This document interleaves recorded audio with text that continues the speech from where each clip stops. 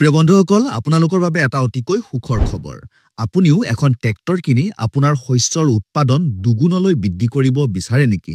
তেনেহলে ভাৰত চৰকাৰৰ এক বিশেষ আঁচনিৰ জৰিয়তে এখন চৰকাৰী সাবসিডি থকা ট্ৰেক্টৰ ফ্ৰীকৈ আপোনাৰ ঘৰলৈ লৈ আহিব পাৰিব এই ভিডিঅটোৰ জৰিয়তে আমি আলোচনা কৰিম ভাৰত চৰকাৰৰ কি বিশেষ আঁচনিৰ জৰিয়তে আপুনিও এখন ফ্ৰীকৈ ট্ৰেক্টৰ লাভ কৰিব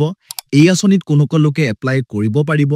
কেনেকৈ এপ্লাই কৰিব কি ডকুমেন্টৰ প্ৰয়োজন হ'ব সকলো ডিটেইল এই ভিডিঅটোৰ জৰিয়তে আপোনালোকে জানিব পাৰিব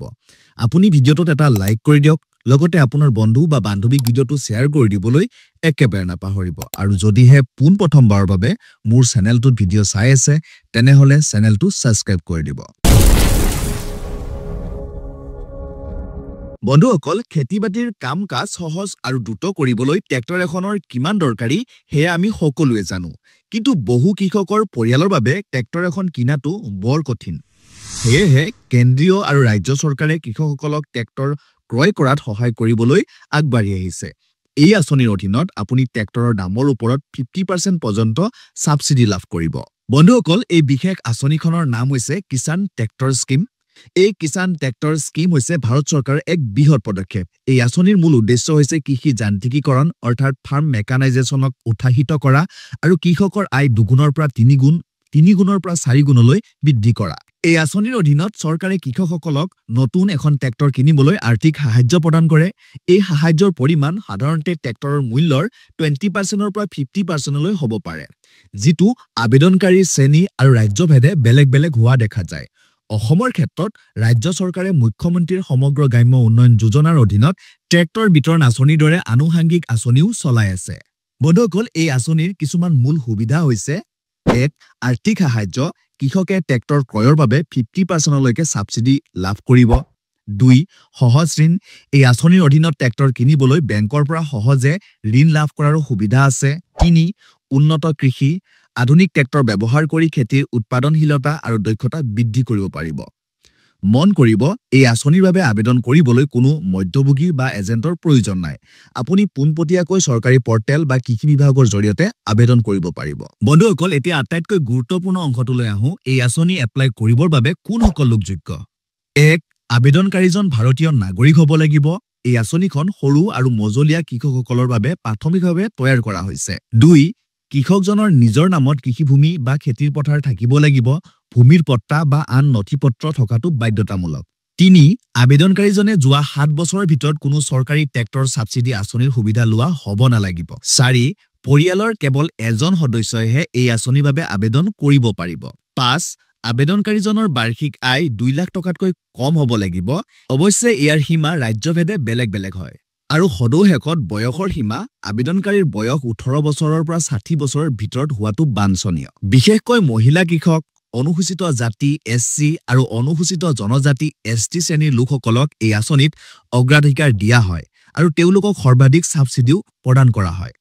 প্ৰিয় বন্ধুসকল এতিয়া জানো হওক এই আঁচনি এপ্লাই কৰাৰ সময়ত আপোনাৰ কি ডকুমেন্টৰ প্ৰয়োজন হ'ব 1 পৰিচয় প্ৰমাণপত্ৰ হিচাপে আধাৰ কাৰ্ড বাধ্যতামূলক লগতে PAN card voter ID driving licence ইত্যাদি দিব পাৰিব 2 ঠিকনাৰ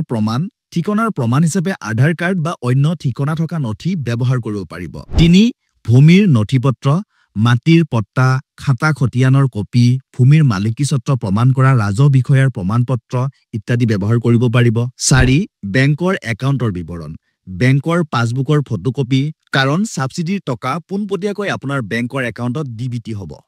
হেহতিয়া 2 কপি পাছপোৰ্ট সাইজ ফটো আয়ৰ প্ৰমাণপত্ৰ অৰ্থাৎ চৰকাৰী কৰ্তৃপক্ষৰ দ্বাৰা জাৰি কৰা আয়ৰ প্ৰমাণপত্ৰ জাতিৰ প্ৰমাণপত্ৰ অৰ্থাৎ যদি এসসি এসটি বা অন্য পিছপৰা শ্ৰেণীৰ ব্যক্তি হয় তেনেহলে জাতিৰ প্ৰমাণপত্ৰৰ সাৰ্টিফিকেটৰ প্ৰয়োজন হ'ব লগতে আপোনাৰ আধাৰ কাৰ্ডৰ সৈতে সংযুক্ত থকা মোবাইল নাম্বাৰটোৰো প্ৰয়োজন হ'ব প্ৰিয় বন্ধুসকল এতিয়া জানো হওক এই আঁচনিখন কি ধৰণে এপ্লাই কৰিব পাৰিব এই আঁচনি অনলাইন আৰু অফলাইন দুয়োটা যোগেই এপ্লাই কৰিব পাৰিব অনলাইন যোগে আবেদন কৰিবৰ বাবে আপোনাৰ ৰাজ্যৰ কৃষি বিভাগৰ চৰকাৰী ৱেবছাইট বা ভাৰত চৰকাৰৰ agrimachinery.nic.in পৰ্টেললৈ যাব পাৰে আৰু অসমৰ বাবে আপুনি অসম চৰকাৰৰ কৃষি বিভাগৰ পৰ্টেল আসাম এগ্ৰিকালচাৰ ডিপাৰ্টমেন্ট চাব পাৰে তাৰ পিছত ৱেবছাইটটোত কিষাণ ট্ৰেক্টৰ আঁচনি বা ট্ৰেক্টৰ সাবসিডি স্কিম লিংকটো বিচাৰি উলিয়াব লাগিব প্ৰয়োজনীয় সকলো তথ্যৰে ফৰ্মখন পূৰণ কৰক, যেনে নাম, ঠিকনা, বেংকৰ বিৱৰণ আৰু ভূমিৰ বিৱৰণ ইত্যাদি ফিল আপ কৰক। লগতে ওপৰত উল্লেখ কৰি অহা সকলো নথিপত্ৰ স্কেন কৰি আপলোড কৰিব লাগিব। সদুশেষত আবেদনৰ ফৰ্মখন ভালদৰে পৰীক্ষা কৰিব আৰু ছাবমিট কৰি দিব।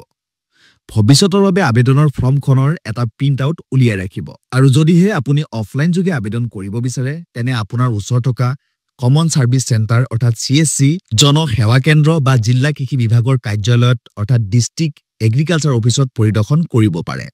তাৰ পৰাই কিষাণ ট্ৰেক্টৰ স্কিম বা কিষাণ ট্ৰেক্টৰ ছাবচিডি স্কিমৰ ফৰ্ম সংগ্ৰহ কৰিব আৰু সুন্দৰকৈ ফৰ্মখন ফিল আপ কৰি তাৰ লগত প্ৰয়োজন হোৱা নথিপত্ৰসমূহ পিন আপ কৰি দিব। আপুনি পূৰণ কৰা ফৰ্ম আৰু নথিপত্ৰসমূহ সংশ্লিষ্ট বিষয়াৰ ওচৰত জমা দিয়ক। তেওঁলোকে আপোনাক এটা স্বীকৃতি পত্ৰ বা ৰচিদ প্ৰদান কৰিব। বন্ধুসকল, আবেদন জমা দিয়াৰ পিছত কৃষি বিভাগে আপোনাৰ তথ্যসমূহ পৰীক্ষা কৰিব। যদি সকলো তথ্য আপুনি সঠিকভাৱে পূৰণ কৰে, তেনেহলে আপোনাৰ নামত ছাবচিডি অনুমোদন কৰা হ'ব আৰু আপুনি বেংকৰ পৰা ঋণ লৈ বা পোনপটীয়াকৈ ট্ৰেক্টৰ ক্ৰয় কৰিব পাৰিব। প্ৰিয় বন্ধুসকল, এই আঁচনিখনকে মডিফিকেশ্যন কৰি অসম চৰকাৰে চিফ মিনিষ্টাৰ সমগ্ৰ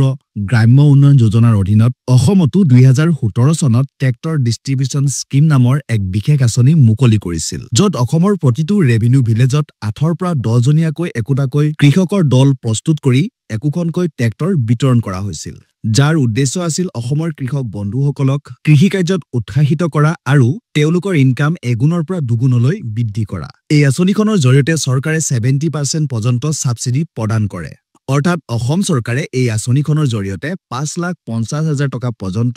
এখন নতুন ট্ৰেক্টৰ কিনিবৰ বাবে ৰেহাই প্ৰদান কৰিছিল। বাকী থকা 30%ৰ 20% চৰকাৰে ল' ইণ্টাৰেষ্টত লোন প্ৰদান কৰে, য'ত মাত্ৰ 10% প্ৰদান কৰি এখন নতুন ট্ৰেক্টৰ লাভ কৰে। বন্ধুসকল, এই আঁচনিখনে প্ৰথম পৰ্যায়ত 1109খন ৰেভিনিউ ভিলেজত থকা ছেল্ফ হেল্প গ্ৰুপ অৰ্থাৎ আত্মসহায়ক গোটৰ সদস্যসকলক সমূহীয়াভাৱে প্ৰদান কৰে আৰু দ্বিতীয় পৰ্যায়ত পুনৰ 26,000খন ৰেভিনিউ ভিলেজত এই আঁচনিৰ সুবিধা প্ৰদান কৰাৰ প্ৰতিশ্ৰুতি দিছিল। প্ৰিয় বন্ধুসকল, এই ভিডিঅ'টোৰ জৰিয়তে মই ভাৰত চৰকাৰৰ কিষাণ ট্ৰেক্টৰ স্কিমৰ বিষয়ে বিতংভাৱে জনাবলৈ চেষ্টা কৰিছো। লগতে অসম চৰকাৰৰ সমগ্ৰ গ্ৰাম্য উন্নয়ন যোজনাৰ ট্ৰেক্টৰ ডিষ্ট্ৰিবিউচন স্কিমৰ বিষয়ে বিতংভাৱে জনাবলৈ চেষ্টা কৰিছো। আশা কৰিছো আপোনালোকে ভিডিঅ'টো চাই ভাল পাইছে। যদি ভিডিঅ'টো চাই ভাল পাইছে, তেনেহলে এটা লাইক কৰি দিব। লগতে আপোনাৰ বন্ধু বা বান্ধৱীক ভিডিঅ'টো শ্বেয়াৰ কৰি দিবলৈ একেবাৰে নাপাহৰিব। আৰু যদিহে পোনপ্ৰথমবাৰৰ বাবে মোৰ চেনেলটোত ভিডিঅ' চাই আছে, তেনেহলে চেনেলটো ছাবস্ক্ৰাইব কৰি দিব। পুনৰ অন্য এটা ভিডিঅ'ত আপোনালোক সকলোকে লগ পোৱাৰ প্ৰতিশ্ৰুতিৰে আজিলৈ বিদায় মাগিছো। ধন্যবাদ।